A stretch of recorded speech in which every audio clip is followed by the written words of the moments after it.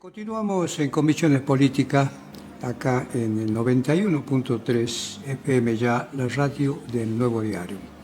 Vamos a conversar con la señora Sonia Escudero, la doctora Sonia Escudero, con una amplia trayectoria en la vida parlamentaria y en la vida política ejecutiva, para contarle, para preguntarle, hola Sonia, qué gusto conversar nuevamente con vos.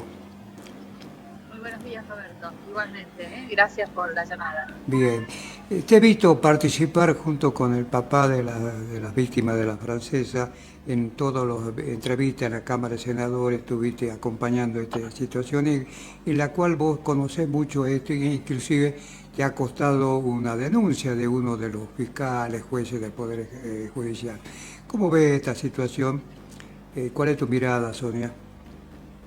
Bueno, la historia de Jean-Michel Bouvier, el padre Cassandre Bouvier, que fue Sí. asesinada junto a su amiga Uria en el año 2011, cuyo cuerpo apareció en la quebrada de San Lorenzo, pidió un esfuerzo extraordinario de un padre que perdió a una hija y que además está atravesando una enfermedad muy dura, tiene un cáncer de páncreas, o sea que el esfuerzo que significó viajar de Francia a la Argentina, ¿no? Y específicamente a Francia, fue enorme.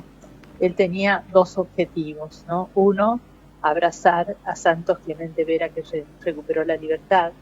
Recordemos que Santos Clemente Vera fue absuelto en el juicio, que Bouvier siempre creyó en su inocencia, y después, sorpresivamente, los jueces del Tribunal de Impugnación, Luciano Martini y Rubén Arias Nayar, lo condenaron en un proceso totalmente irregular, con las mismas pruebas con que el tribunal lo había absuelto. Eso sucedió el 3 de febrero del 2016. Y desde entonces hasta los primeros días de diciembre estuvo preso. O sea, estuvo en Villa Las Rosas larguísimos años esperando esa revisión de esa injusta condena que finalmente llegó, ¿no?, por parte de la Corte Suprema de Justicia de la Nación el 7 de diciembre pasado. Eso era un jueves, y él recuperó la libertad al lunes siguiente. Entonces, el abrazo, ¿no?, de Jean-Michel Bouvier con Santos Clemente Vera, que se dio en el aeropuerto, fue realmente un acto muy emocionante. Sí, lo vimos. Yo en la foto. acompañé Sí. en muchas de las reuniones a Jean-Michel, lo hice en representación de la organización internacional Proyecto Inocencia, ¿no? Project Innocence Argentina es la organización que representa a Santos Clemente Vera en toda su gestión ante la Corte Suprema de Justicia de la Nación. Ellos se dedican a defender a personas injustamente condenadas y personas condenadas como consecuencia de procesos irregulares. Claro. Esto es lo que se dio en este caso. El segundo objetivo de la visita de Bouvier fue pedirles a las autoridades de Salta que reabran la investigación por el crimen de su hija y su amiga, por cuanto el mismo no se encuentra esclarecido. Y bueno, yo diría que desde el punto de vista de los objetivos de Jean-Michel Bouvier, el viaje fue exitoso porque todas las autoridades de Salta, ¿no?, al máximo nivel, lo recibieron y lo escucharon. Ahora habrá que ver, bueno, qué es lo que pasa y si realmente se produce algún avance, ¿no?, en una nueva mirada sobre lo que fue una instrucción completamente irregular que llevó adelante el juez en ese momento de instrucción, Martín Pérez. Bien. Sonia, este fallo de la Suprema Corte, ¿cómo la deja la Corte de Justicia de Salta descolocada, desprestigiada? Porque ahí pareciera que indudablemente los fallos han sido intencionadamente dirigidos. ¿Cuál es el resultado ético de esta Corte de Justicia? Bueno, el fallo de la Corte, que es impecable y además es por unanimidad, los 4 miembros de la Corte Suprema lo suscriben, tiene términos muy duros contra los 2 jueces que lo condenaron, los jueces del Tribunal de Impugnación, porque carecían de jurisdicción y competencia, y porque claramente se los decía la ley, es decir, la condena es una actuación por fuera de la ley, en contra de una norma clara del Código Procesal Penal de Salta. Y contra la Corte de Justicia de Salta también tiene términos muy duros, porque le dice, la Corte debió considerar los fundados agravios de la defensa de Vera.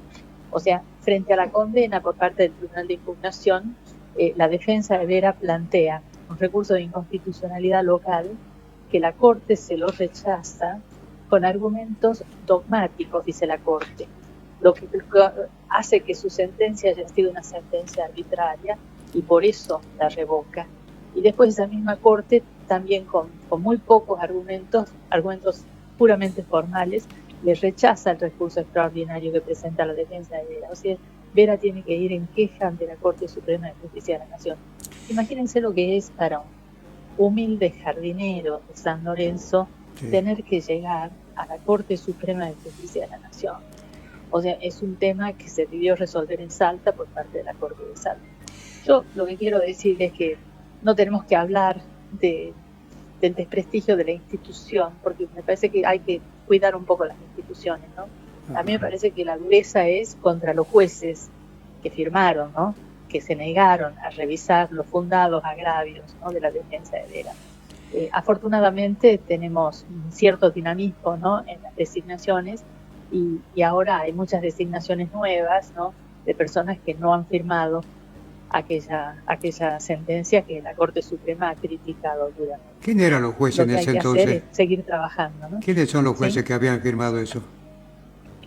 Y bueno, eran los 7 jueces de la Corte de Salta que estaban en funciones en el año 2017, ¿no? En el año 2017 Juan Manuel Urtubey era el gobernador. Y es muy curioso porque cuando uno hace el análisis del contexto, ¿no?, ese era un contexto de fuerte presión política sobre los jueces y de escasa independencia, porque los jueces de la Corte duraban 6 años en sus mandatos y podían ser designados nuevamente. Es decir, la fragilidad de esos jueces que buscaban no molestar al Poder Ejecutivo del que dependía la continuidad de su cargo.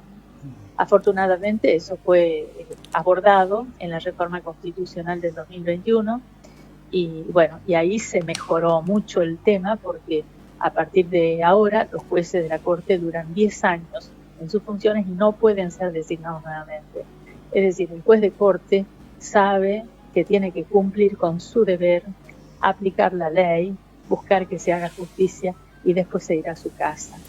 Y eso me parece que es un gran avance en lo que fue la reforma constitucional, que fue mezquina porque debimos aprovechar, ¿no?, lo que es una reforma constitucional para ir un poco más a fondo, pero bueno, el oficialismo no quiso, a pesar de todo lo que señalamos, que se estaba perdiendo una oportunidad. Sonia, vos también a raíz de esto, tu derecho de opinión, fuiste imputada en una causa que inclusive llegaron casi a embargamiento, impedimento de salir del país. ¿Cómo quedó esa causa? ¿Quién era el juez que te promovía esta acción? A ver, es muy curioso porque, bueno, llevo casi 3 años sometida a un proceso penal por mis opiniones, opiniones que están protegidas por el derecho constitucional de libertad de expresión, ¿no? Porque a partir del año 2009 el Código Penal de la Argentina ha sido modificado y establece claramente que en ningún caso habrá delito de calumnias o injurias cuando se trate de expresiones vertidas en asuntos de interés público. A pesar de eso, sigo sometida a una causa penal y estoy siendo juzgada por los amigos del juez que me inicia la causa, ¿no? Es muy difícil, la verdad que es muy difícil, y me parece que esto tiene que ser un caso testigo, ¿no? Digamos, si hay un juez que está iniciando una causa, obviamente, para poder cumplir con la garantía constitucional del juez imparcial, lo que habría que buscar es que esa causa sea estudiada y analizada en otro fuero y no en el mismo fuero al que pertenece el que hace la denuncia, ¿no? Yo hice los planteos ante la Corte de Salta y estoy esperando una respuesta. Obviamente no tengo un juez imparcial. Yo le presenté al doctor Javier Araníbar, que es el juez de mi causa, el pedido de que analice, ¿no?, que el Código Penal dice que no es delito cuando se trata de asuntos de interés público, y después le presenté como hecho nuevo el fallo de la Corte Suprema de Justicia de la Nación, que está en línea con las críticas por las cuales estoy siendo sometida al proceso. Y bueno, me ha rechazado los planteos Para el doctor Aníbal, digamos, el fallo de la Corte no tiene nada que ver con la persecución penal en mi contra. Así que así están las cosas. Yo lo que creo es que hay que visibilizar, bueno, y esto tiene que servir para corregir. Mejoremos la justicia, mejoremos el sistema de justicia, y lo que está mal hay que corregirlo. Sonia, en este caso, digamos, el juez que me denuncia es juez del Tribunal de Impugnación, que es el Tribunal de Apelación en materia penal. Es un tribunal de segunda instancia en materia penal, ¿no? Es casi la última palabra en lo que se refiere al Código Penal. O sea, todas mis apelaciones van a ese tribunal. Son los amigos del juez. Claro. Y todas mis apelaciones obviamente son rápidamente rechazadas. Claro. O sea, estoy obviamente en un estado de indefensión porque pareciera que estoy litigando en contra de todo el fuero penal, ¿no? Me parece que esto tiene que servir para que se hagan cambios importantes en la legislación que garanticen el derecho constitucional de toda persona de ser juzgada por jueces imparciales. Sonia, la última, para no abusar de tu tiempo y la generosidad que tenés con nosotros. A la audiencia le comento que estamos en la 91.3 FM ya, la radio del Nuevo Diario, y estamos conversando con la señora Sonia Escudero. Esta pregunta tiene que ver con tu ex función como legisladora nacional en el Senado de la Nación. ¿Cómo ves este procedimiento parlamentario del DNU y de la ley ómnibus? Esta cosa que el actual presidente está demorando abrir la sesión en el Senado para el tratamiento de estos dos instrumentos. Bueno, yo creo que el nuevo gobierno nacional ha cometido errores graves, digamos, tal vez por falta de experiencia, porque lo que contiene el DNU o la ley ómnibus era casi, digamos, una plataforma, ¿no? Todos estos son nuestros objetivos, pero si va a trasladar a tratamiento del Congreso, no puede hacer, digamos, todo en un solo instrumento que contiene tantas cosas diferentes. Y eso es lo que hizo. O sea, el DNU es, digamos, dificilísimo de leer y de entender porque habla de las leyes que deroga, pero no dice de qué se trata. O sea que para poder leerlo hay que ir a buscar cada una de las leyes que está derogando para saber qué es lo que se está modificando. Y la ley ómnibus, digamos, con 600 y pico de artículos, era imposible ser tratada en sesiones extraordinarias. O sea, tenía razón el diputado Pichetto cuando le decía, díganos qué es lo importante, avancemos en lo importante, en un solo instrumento que sea lo importante, y después nos tomemos el tiempo para todo lo demás.